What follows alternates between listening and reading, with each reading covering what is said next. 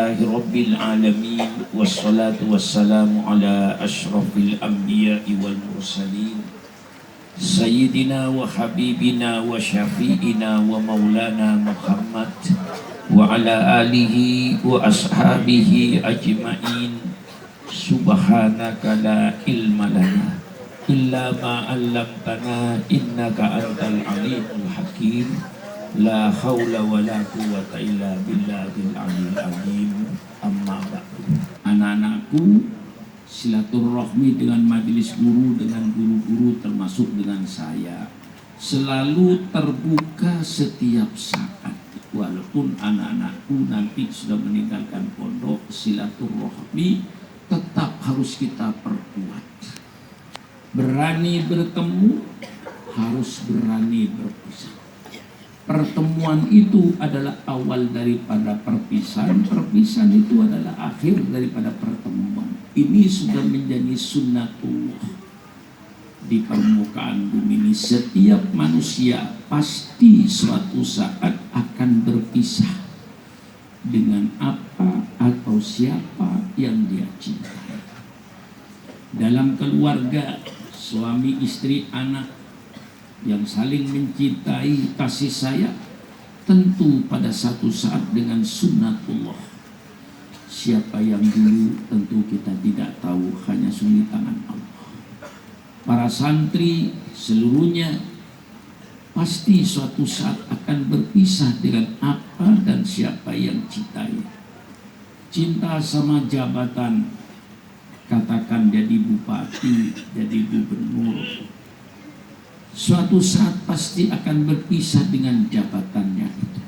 Tidak akan jabatan itu akan abadi dan kekal. Kita mencintai harta, harta pun akan berpisah dengan kita. Menjadi orang kaya, milioner, jutawan, hartanya di mana-mana yang dia cintai. Begitu sakaratil maut, berpisahlah dengan apa yang ia cintai. Inilah sunnatullah. Dan malam inilah terjadi sunnatullah. Anak-anakku setelah 6 tahun berada di pondok ini, mandi, tidur, makan dengan segala suka dukanya. Saya selalu berusaha untuk menyenangkan santri. Cuman itulah kemampuan kami. Selalu berusaha bagaimana untuk mensejahterakan, supaya mandinya enak, supaya tidurnya enak, supaya makannya enak. Itu selalu saya pikirkan. Tetapi itulah kemampuan kami. Ya, karena kami ini selalu berpikiran jangan sampai pondok pesantren ini menjadi tempat bisnis. Kita cuma mengharapkan keberkahannya, dan saya merasakan keberkahan itu. Walaupun dalam perhitungan matematiknya pondok ini termasuk pondok yang murah, tetapi bukan pondok yang murahan.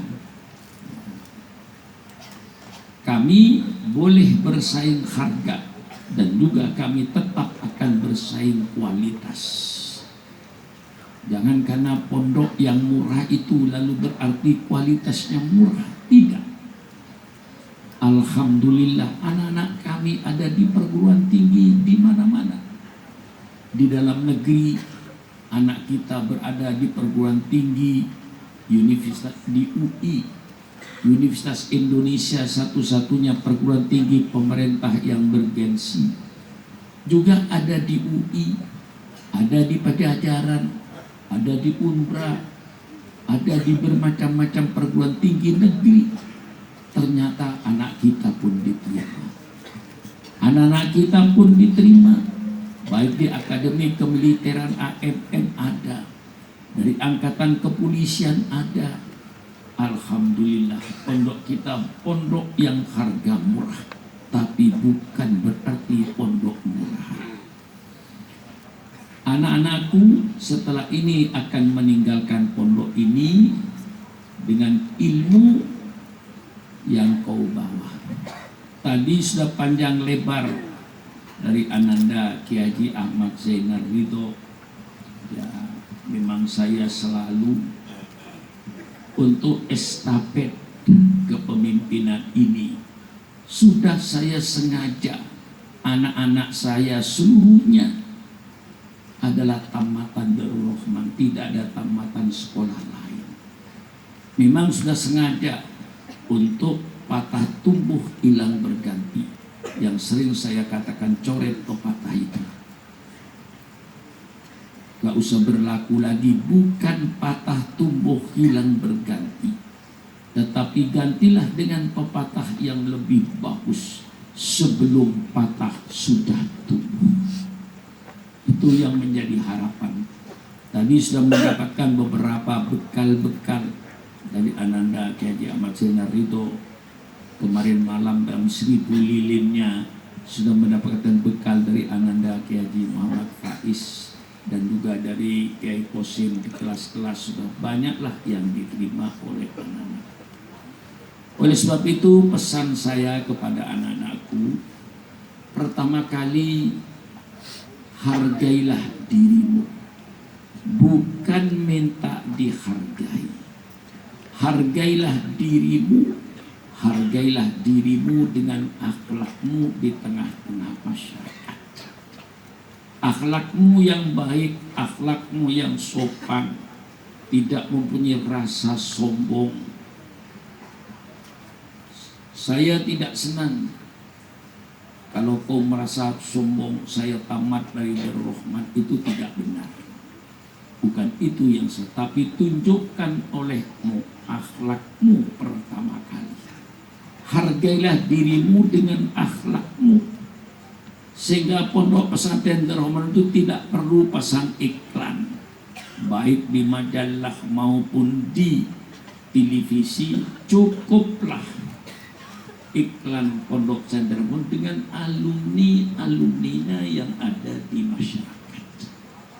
Alumni-alumni yang di masyarakat, pertama kali tunjukkanlah akhlakmu. Jangan bersifat sombong, jangan bersifat angkuh. Hargailah dirimu dengan akhlakmu. Hargailah dirimu dengan pakaian. Pakaian yang sopan, banggalah kau menjadi umatnya Nabi Muhammad. Diajar dengan pakaian yang sopan menutup aurat, banggalah kau.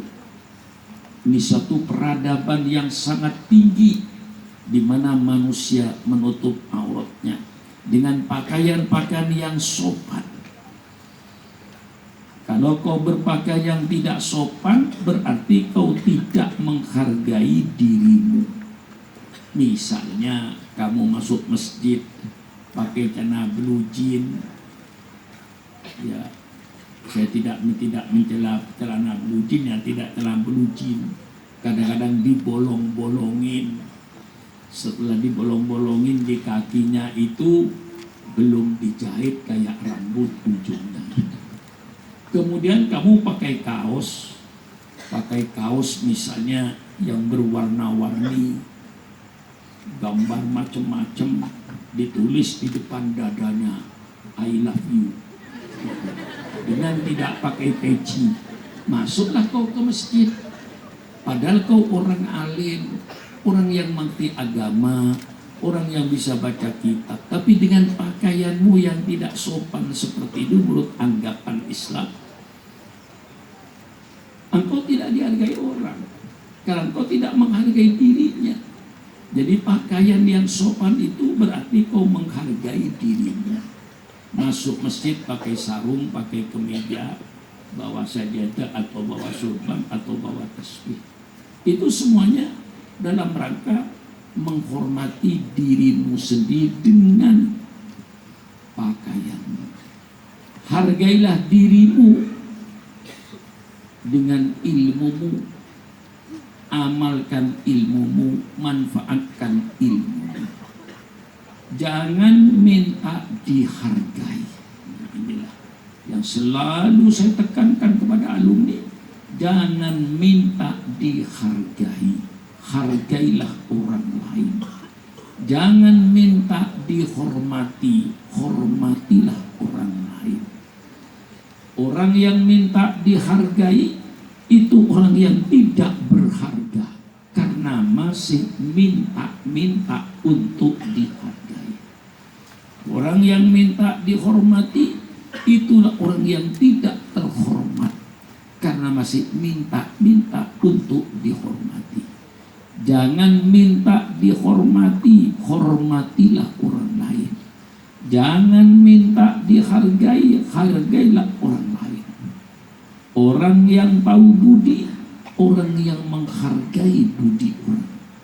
Orang yang tahu jasa, orang yang menghargai jasa orang lain. Jangan minta jasa, tapi berjasalah. Itu menjadi kata kunci daripada surah. Jangan minta jasa, tapi berjasalah. Banyak tadi dikatakan Ananda Keja Majelito, bukan apa yang saya dapat, tapi apa yang saya berikan. Itu satu filosofi yang sangat tinggi. Apa yang saya berikan kepada bangsa saya, apa yang akan saya berikan kepada agama saya, apa yang akan saya berikan kepada masyarakat saya, bukan apa yang saya peroleh dari agama saya, tapi apa yang saya berikan kepada agama saya. Itu menjadi kata kunci dalam kita bermasyarakat.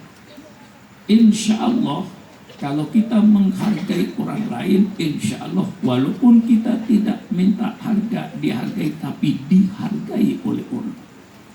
Ini menjadi pedoman pokok anak-anakku terjun di tengah-tengah masyarakat. Jangan minta jasa, tapi berjasalah. Orang yang dihargai oleh masyarakat itu karena jasanya. Orang yang dicium tangannya di tengah-tengah masyarakat karena jasanya.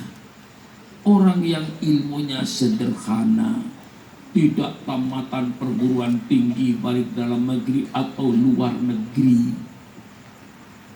dia ilmunya sederhana, hanya ilmu Al-Quran dengan ilmu tajwidnya. Mengajar di suatu kampung, ribuan manusia bisa baca Quran. Itulah orang yang berjasa. Walaupun ilmunya saudara sudah ribuan orang dan bisa baca Quran, itu berarti Ustaz tadi sudah berbuat. Dengan perbuatannya itulah orang menghargai. Bukan karena tamatannya, tamatan Darul Rahman, tamatan Bogor, tamatan Tebuireng, tamatan Al-Azhar, tamatan Yaman, tamatan Maru. Tidak perlu itu. Itu hanya sarana ketika kau cari ilmu.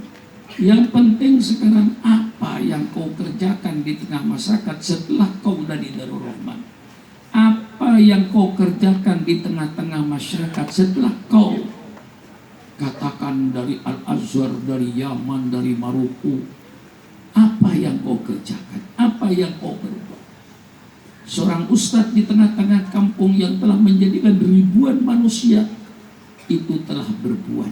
Itulah yang dihargai oleh masyarakat. Maka kalau anak-anakku di tengah-tengah rasa belum berbuat apa-apa, istilah saya, kalau anak-anakku di masyarakat belum berbuat apa-apa, jangan minta apa-apa. Tidak akan diapa-apakan karena engkau belum apa-apa. Ini kata-kata kunci. Walaupun dengan kata-kata apa, kalau saya bolak-balik, Masya Allah, kalau kau belum berbuat apa-apa, jangan minta apa-apa, tidak akan diapa-apakan kalau engkau belum apa-apa. Berbuat di tengah-tengah masyarakat. Anak-anakku di tengah-tengah masyarakat kau jadi makhluk hidup. Makhluk hidup itu artinya bergerak. Kalau tidak bergerak itu tidak hidup. Kayak batu, tidak bergerak. Jadilah kau di tengah-tengah masyarakat makhluk hidup, bergerak. Ada pepatah bahasa Arab, al-harokatu barokah. Bergerak itu ada berkahnya. Jadi jangan menjadi makhluk mati di tengah-tengah masyarakat. Kau jadi makhluk hidup, bergerak, tumbuh. Itu namanya hidup. Kayak pohon, tumbuh, jadi gede, berdahan, berbunga, berbuah, berkembang. Itu tanda-tanda hidup. Maka engkau di tengah-tengah masyarakat hidup, bergerak, tumbuh, berkembang. Jangan kau menjadi makhluk mati, tidak punya inisiatif, tidak usah ada kemauan. Kau di tengah-tengah masyarakat punya kemauan, punya ide, punya keinginan. Taruhlah cita-citamu di atas bintang yang tinggi. Minimal awan ditembus. Kalau cita-citamu ke Surabaya, insya Allah Cirebon dilalui, insya Allah Semarang dilalui. Kalau cita-citamu ke Surabaya, kalau cita-citamu hanya di Depok, ya yang dilewati cuma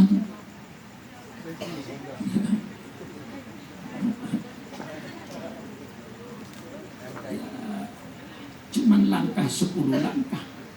Taruhlah cita-citamu tuh yang jauh, dicapai yang jauh, tercapai alhamdulillah, tercapai 90% alhamdulillah, tercapai 50% alhamdulillah. Itu menurut cita-cita, punya ide di masyarakat itu. Istilah saya, jangan mencari pekerjaan, tapi menciptakan pekerjaan. Jangan mencari pekerjaan, ciptakan pekerjaan. Untuk menciptakan pekerjaan, jangan milih-milih pekerjaan, apapun saja, asal halal, asal bagus. Jangan karena saya tamatan di sana dari luar negeri, saya tamatan dari perguruan tinggi, gak mau ngajar orang kampung. Itu bukan giliran saya orang intelektual. Itu orang tidak benar. Kalau ingin menciptakan pekerjaan banyak, bikin PAUD di kampungnya, bikin TK di kampungnya, apalagi supaya bikin madrasah ibtidaiyah di kampungnya. Ciptakan pekerjaan. Misalnya bikin yasinan tiap malam Jumat, hidupkan kembali siar-siar agama, mengadakan kumpulan tahlilan, biar anggotanya 20 orang, 30 orang, 50 orang tahlilan. Setelah tahlilan, bikin ceramah agama singkat 15 menit karena rutin setiap malam Jumat misalnya. Ini namanya menciptakan pekerjaan, bukan mencari pekerjaan. Saya ingin santri-santri Dorman itu adalah pencipta pekerjaan di tengah masyarakat, bukan orang yang ngemis pekerjaan. Itu yang selalu saya tanamkan. Alhamdulillah, kakak-kakakmu dengan saya tanamkan begitu bergerak, bikin pesantren, walaupun bukan turunan kiai, atasnya bukan kiai, tapi tamat Darul Rahmat, dia berani bikin kiai, menciptakan kiai dengan mendirikan pondok-pondok pesantren. Alhamdulillah, di sekitar Jabodetabek ini saja sudah ada 48 pondok pesantren dengan pengasuh murni daripada alumni Darul Rahmat. Belum ke Cirebon, belum ke Tegal, ke Jawa Tengah, di mana-mana ada Darul Rahman itu. Artinya alumni bikin pesantren. Sampai daerah Sumatera, mulai Lampung, Palembang. Insya Allah besok pagi saya berangkat jam 8 menuju Palembang. Saya mau jalan darat, ingin tahu pemandangan daratnya kayak apa, petol dari Lampung sampai Palembang itu. Insya Allah besok. Di Palembang kota ada alumni yang bikin pondok Yang alumni teroman di Jambi, oh banyak di Jambi itu, di kota sampai ke pedalaman-pedalaman, banyak pondok pesantren yang didirikan oleh alumni di Jambi. Sampai nanti ke daerah Riau, itu banyak lagi. Sampai perbatasan Sumatera Barat dengan Riau, itu ada pondok yang didirikan oleh alumni Darul Rahman. Sampai ke Kalimantan seluruhnya, ciptakan pekerjaan. Itu tekanan saya, jangan mencari pekerjaan, ciptakan pekerjaan. Sehingga kita itu hidup apapun asal diri doang, bikin tahlilan. Oh, saya kan tamatan perguruan tinggi, masa cuma mimpin tahlil? Subhanallah. Mulai dari tahlilan yang kecil itulah kau nanti akan menjadi besar. Itu saya alami. Saya mengajar ini bukan langsung mengajar hebat. Saya pernah mengajar di Jalan Kaca-Kaca Pasar Baru. Saya mengajar ibtidaiyah. Waktu malam mendirikan madrasah, menciptakan pekerjaan, membuat madrasah ibtidaiyah ba'da isya sampai jam 9:30. Saya ngajar anak kelas 1 ibtidaiyah, padahal saya dari Gontor, sudah ngajar ilmu balawah, sudah ngajar ilmu mantik, masya Allah. Tapi saya tidak merasa hina karena saya mengajar Quran anak-anak kecil. Ciptakan pekerjaan. Asal diridhoi oleh Allah, ciptakan pekerjaan, bikin pekerjaan, jangan mencari pekerjaan. Ini maksudnya supaya anak-anakku tumbuh di tengah masyarakat, tumbuh, mempunyai cita-cita, mempunyai ide. Darul Rahman berdiri karena saya punya cita-cita, saya punya ide, saya punya kemauan. Kalau seandainya saya masuk Jakarta tanpa ide, tanpa kemauan, tanpa cita-cita, ya mungkin tidak ada Darul Rahman itu. Padahal saya masuk Jakarta tidak punya modal apa-apa, hanya bawa badan, tidak bawa modal. Tapi karena ide, kemauan, ya barangkali seperti Kiai Bahrudin alumni, tahulah cerita saya. Kalau saya cerita, nanti saya akan punya gedung begini, saya mimpi begini. Tapi alhamdulillah, selama saya cerita mimpi kepada anak-anakku, semua mimpi saya itu terjadi kok. Di Niluang itu saya mimpi, nanti di tepi sungai begini, nanti gedungnya begini. Saya cerita belum ada, tapi saya bilang pada santri, saya mimpi. Alhamdulillah, semua mimpi itu dengan kerja keras. Insya Allah nanti bulan Maulid kita cuma punya gedung di sini nih. Gedung yang panjangnya 72 meter. Dari belakang itu tembus sampai di depan kamar mandi anak. Gedung dengan ketinggian 12 meter. Insya Allah Senin sudah mulai kita bekerja. Mulai dibongkar ini semuanya. Mulai bikin fondasi. Hari Senin. 4 hari yang akan datang ini. Saya katakan, Maulid harus berada di gedung yang baru. Resmikan. Itu mimpi saya. Alhamdulillah, mimpi saya itu ditanggapi oleh Ikatan Keluarga Madura. Lalu Ikatan Keluarga Madura namanya apa? Ikamah langsung menanggapi mimpi saya ini untuk membuat gedung serbaguna. Ya, ini nanti luasnya gedung itu kira-kira 2.200 meter persegi. Nanti semuanya pakai keramik dengan ketinggian 12 meter supaya orang main badminton bisa lega di sini.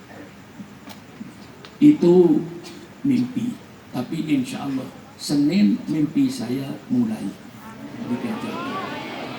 Punya kemauan, punya keinginan. Jangan jadi orang nggak punya kemauan, nggak punya ikhlas, ridho apa yang ada, ridho dengan apa yang ada. Tapi kita boleh bercita-cita apa yang belum ada, syukuri apa yang ada.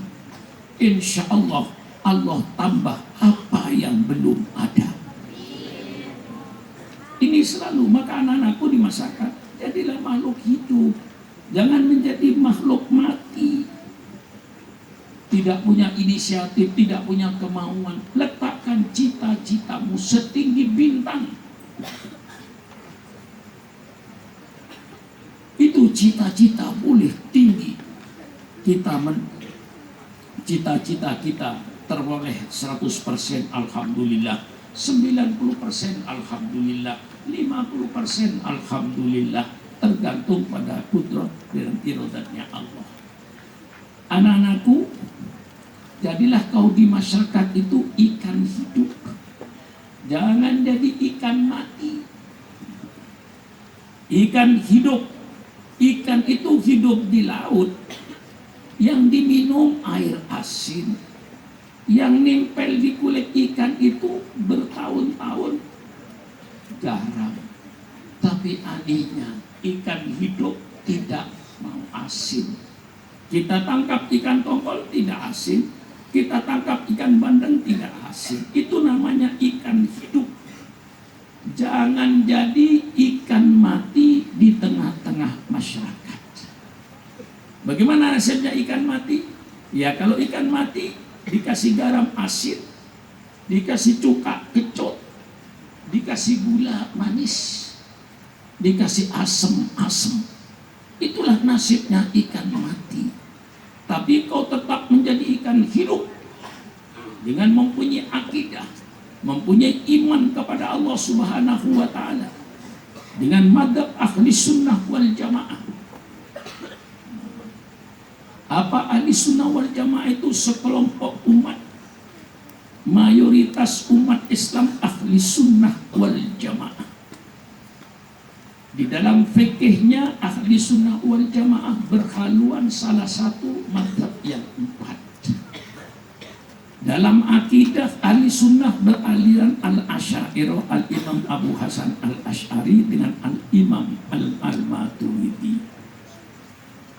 Di dalam akidah, di dalam ilmu tasawuf, kita berpegangan kepada tasawufnya Imam Ghazali dan tasawufnya Imam Al-Junaid. Mengapa? Karena kedua imam ini seorang sufi, tapi dalam ajarannya semakin sufi semakin besar ibadatnya, semakin sufi semakin kencang sholatnya.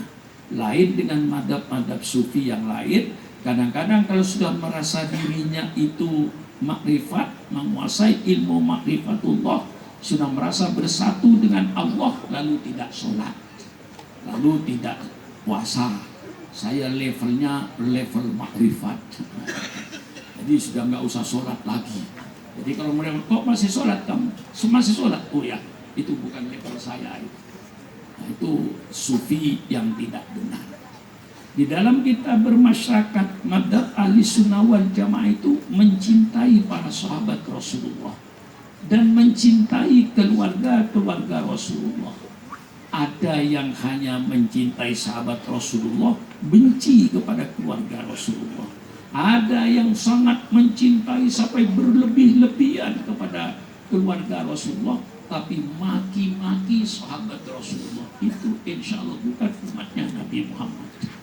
Umatnya Nabi Muhammad tentu mencintai keluarga Nabi, umatnya tentu mencintai para sahabat.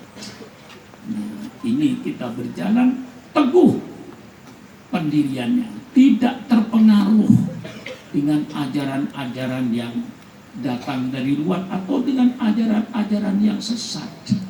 Datang orang ngaku nabi, dipengaruhi, akhirnya mengakui nabi baru.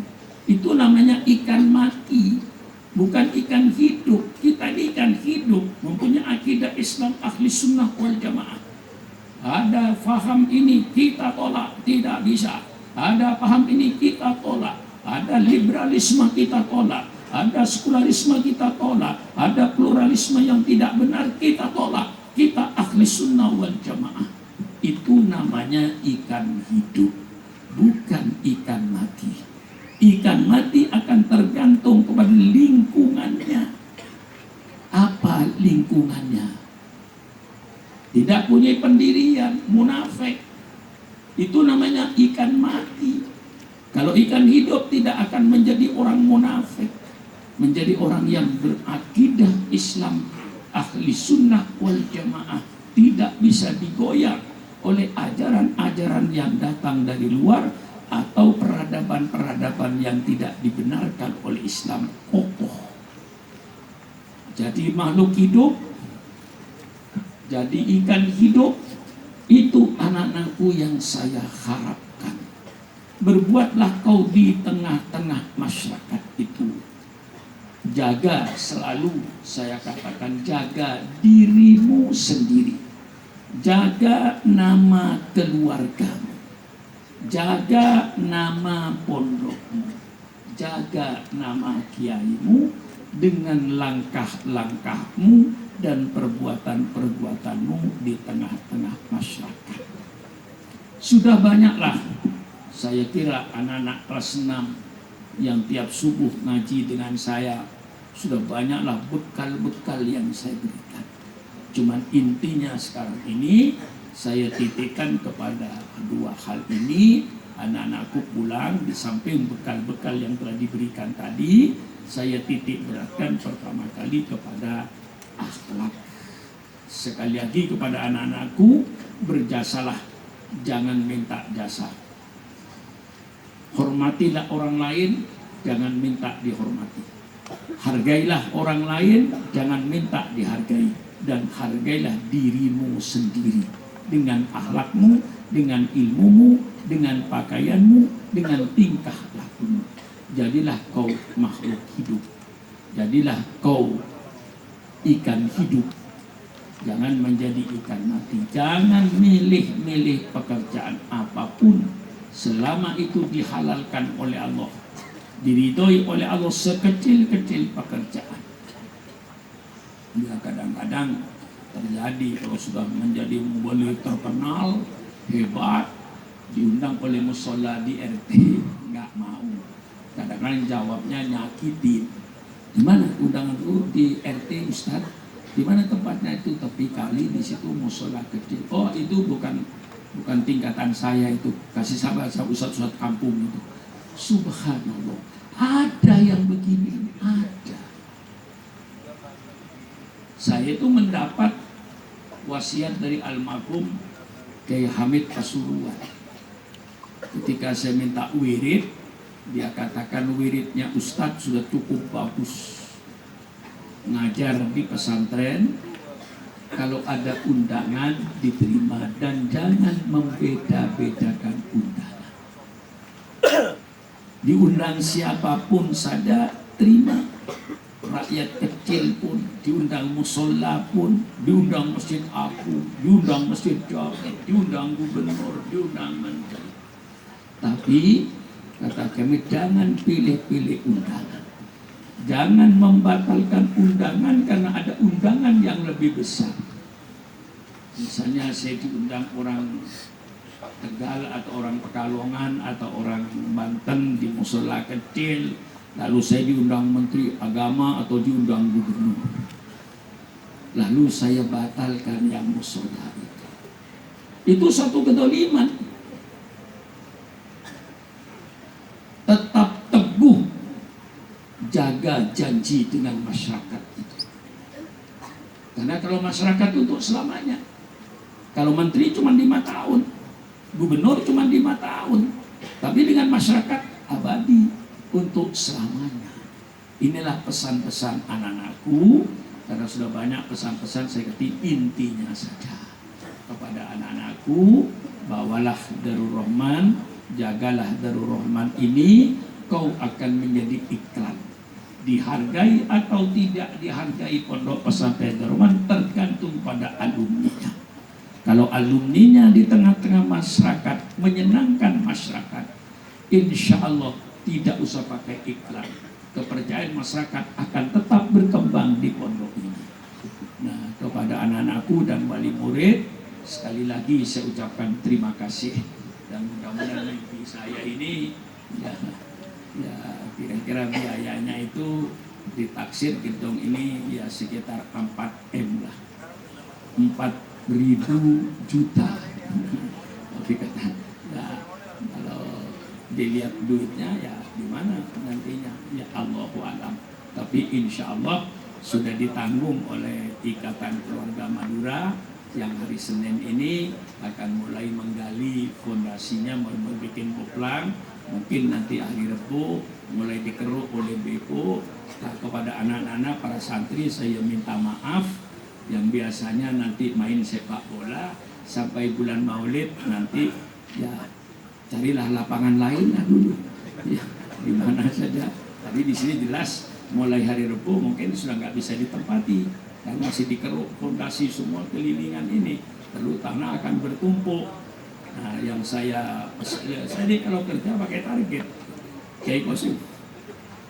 Kalau tidak pakai target, nggak dikerjakan. Kerjakan ini. Nanti peringatan Maulid sekaligus gunting pita. Siap?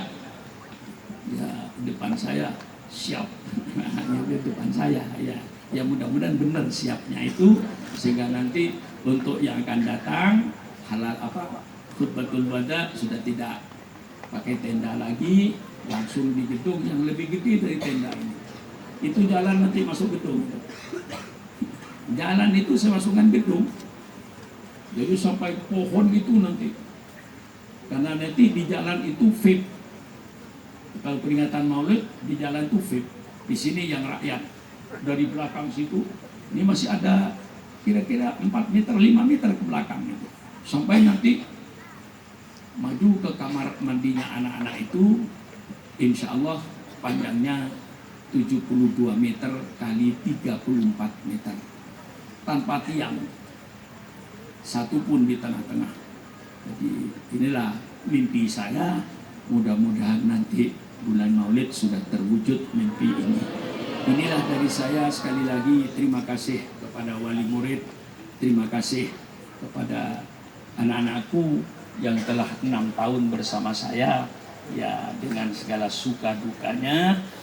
Ya kadang-kadang ada anak ketemu saya, ya, perempuan, saya tidak sadar depan umum, meluk saya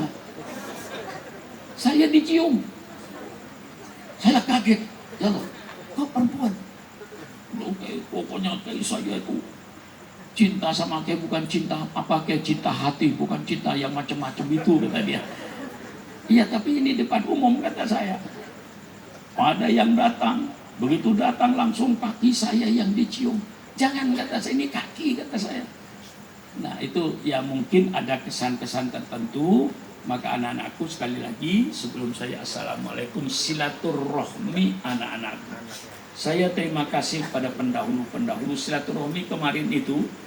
Dari semua angkatan sampai angkatan yang terakhir bergabung, angkatan 39 sampai dengan angkatan 42. Itu pun bersilaturahmi dengan saya. Saya dengan bergurau, ini angkatan yang tidak punya duit.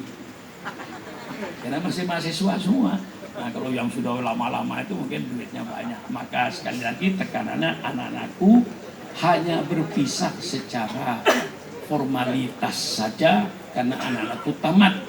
Tapi silaturahmi dengan guru-guru, silaturahmi dengan saya selalu terbuka. Setiap hari, setiap saat, mari kita laksanakan silaturahmi. Sekian saja, kurang lebihnya saya minta maaf. Wallahul muwaffiq ila aqwamit thoriq. Wassalamualaikum warahmatullahi wabarakatuh.